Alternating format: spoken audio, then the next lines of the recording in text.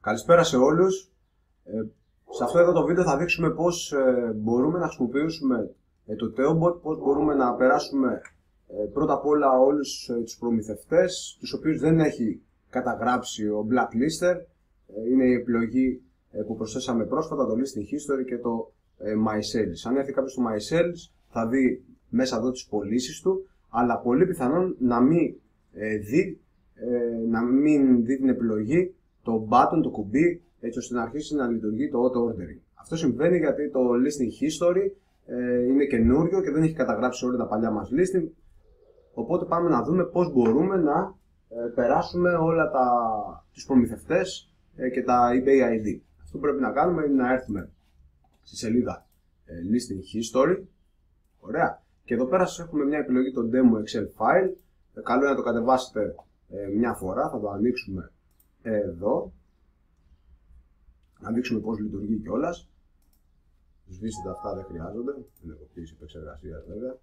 Ωραία. Και εδώ λοιπόν στην πρώτη στήλη θα βάλουμε το eBay ID. Στην προκειμένη περίπτωση θέλω να περάσω για αυτήν εδώ την παραγγελία. Θα πάρω το eBay ID. Θα το περάσω. Και το URL, όπως έχουμε πει, από τον προμηθευτή. Οπότε ας έρθουμε στο ψηλάκι και θα το κάνουμε save.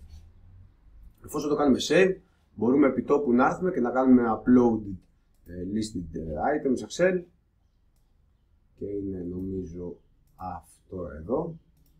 Θα το ανοίξω και πλέον έχει περάσει για αυτό εδώ το eBay ID ο αντίστοιχος προμηθευτής. Αν κάνω ένα refresh εδώ, θα περιμένω και θα μου έχει εμφανιστεί το button, το καινούργιο κουμπί, το order, όπου ξεκινάει τη διαδικασία του auto ordering, εφόσον έχω κατεβάσει το extension του Theobot.